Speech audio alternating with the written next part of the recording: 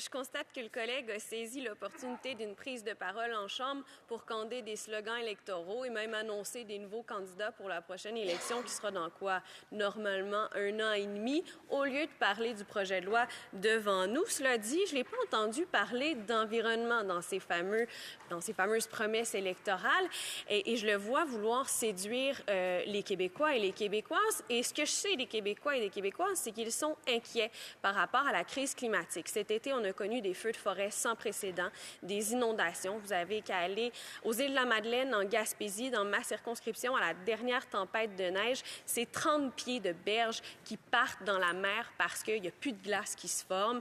La fameuse 132 pour faire le tour de la Gaspésie, là, bien bientôt, elle va être submergée. Alors, je pense que les Québécois s'inquiètent de la crise climatique et s'attendent à ce que les élus leur proposent des solutions pour ça. Alors, j'aimerais entendre ce que le chef des conservateurs propose pour lutter contre la crise climatique. Merci. Je remercie l'honorable député de sa question et pour l'honnêteté de dire que le Bloc veut garder ce gouvernement au pouvoir un autre 1 an et demi. C'est comme son chef a déjà dit, vouloir garder ce premier ministre au pouvoir.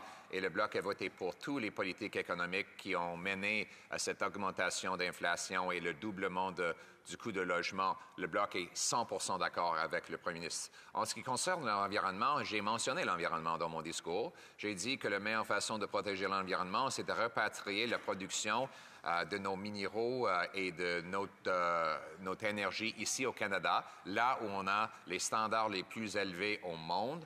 Le Bloc, avec les libéraux, veulent donner cet argent-là en Chine, où ils brûlent le pétrole, brûlent le charbon afin de produire des batteries électriques et d'autres processus. Moi, je crois qu'on devrait repatrier la production ici en donnant le feu vert au projet vert, des barrages hydroélectriques au Québec, le capturage de carbone dans l'Ouest canadien, le pouvoir nucléaire, l'énergie nucléaire sans émissions. On devrait donner le feu vert à ces projets de loi pour pouvoir produire davantage d'électricité sans émissions. Merci, c'est le gros bon sens. Bravo.